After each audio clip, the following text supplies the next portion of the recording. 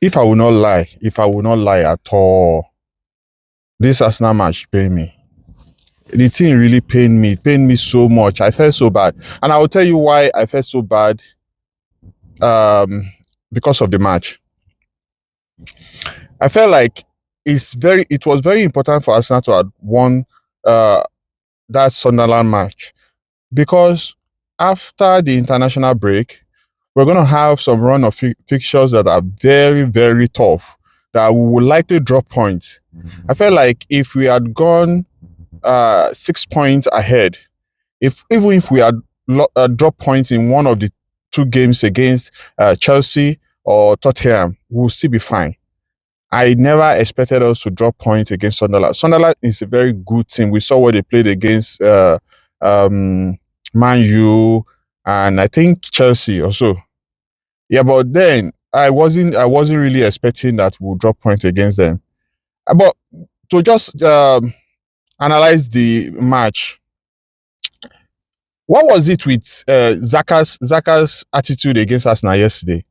In fact, I lost the whole respect I have for him after that yesterday match.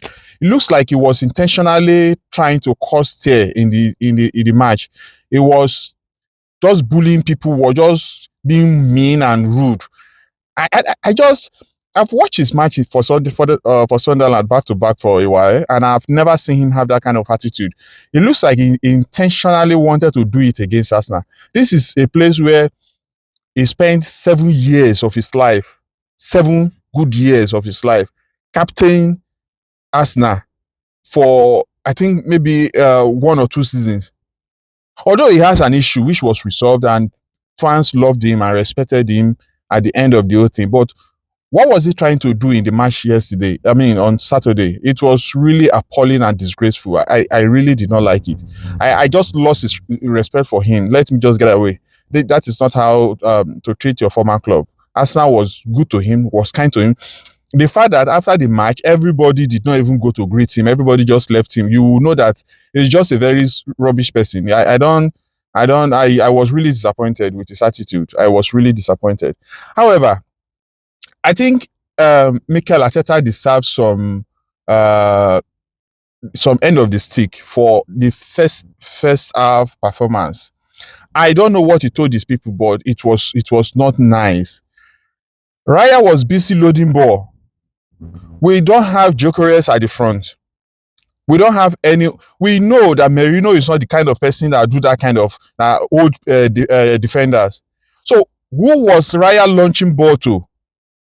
Two people were on Saka. Saka was not moving an inch. He was just pocketed in the first half. And Raya kept launching ball straight. So you get a ball, you launch it, and it's back at us immediately. It just did not make sense. And we kept doing that for the whole of first half. I was expecting something different from Arteta. Well, it changed a little in second half, but that first half was just crazy. We were just playing like secondary school boys. We were just bullying ball around here and they were just bullying us. It doesn't really make sense. They didn't allow us play our formation, and we were not ready to cope with it. We were not ready to cope with it at all. Number two, immediately Zubimendi got a yellow card. His energy dropped because he needed to stay careful and not get a red card. My problem is that I said this thing before during summer transfer window that Norgard is not a good replacement. It's not a good number two for the kind of things that Arsenal want to do. We are one injury away from crisis in terms of that central midfield.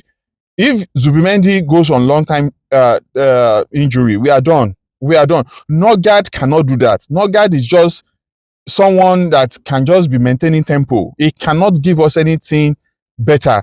You will see if it was in another, maybe if it was like a left back or anything that had that yellow card, Mikel Arteta would have subbed the person and bring in another player.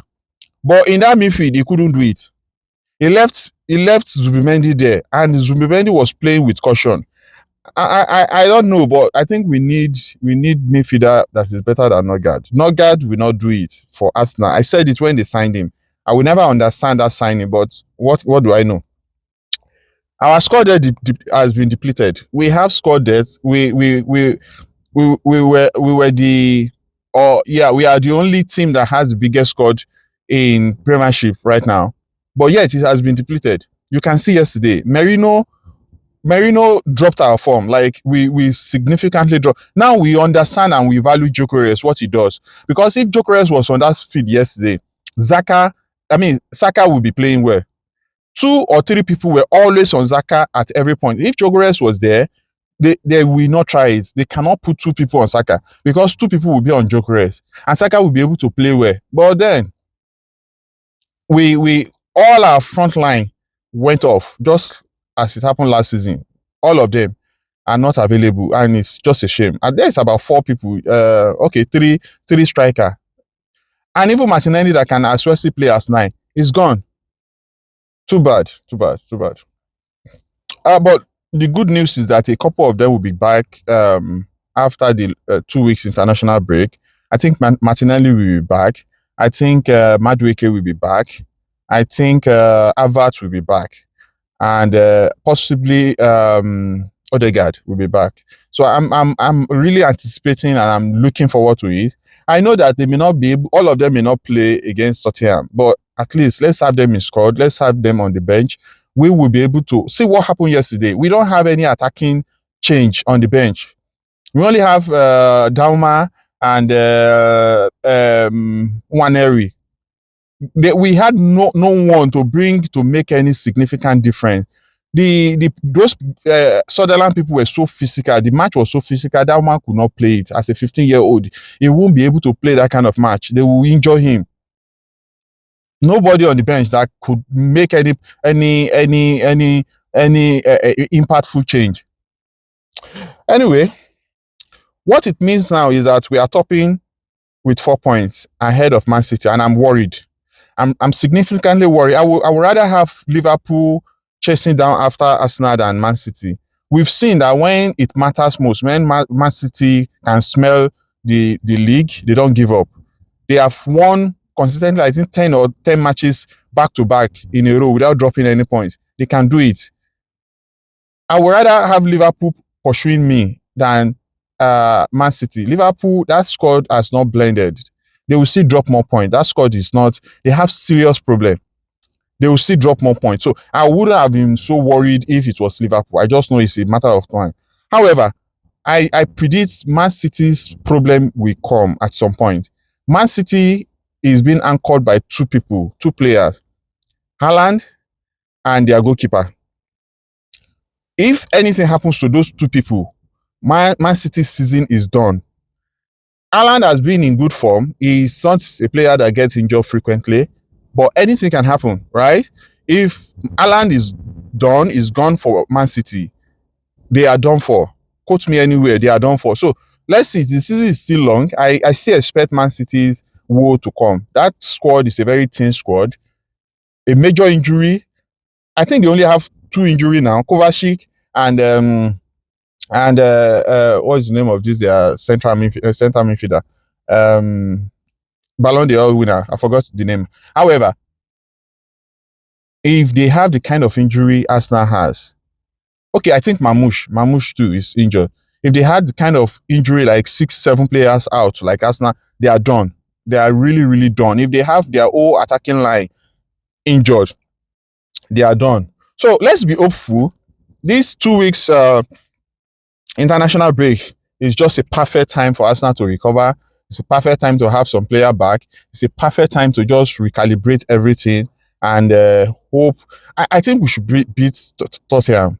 Tottenham and Chelsea, to me, if we are really serious to win cup, we should be beating both of them. Those two teams are not really good. Chelsea has been winning, but that team is just very ordinary team.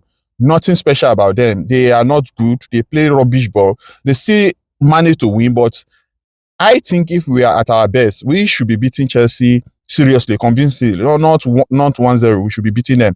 And Tottenham, of course, are not good. I've been saying it. They have problem. It's not about coach. Even if they sack this coach and bring another one, it's still gonna be the same.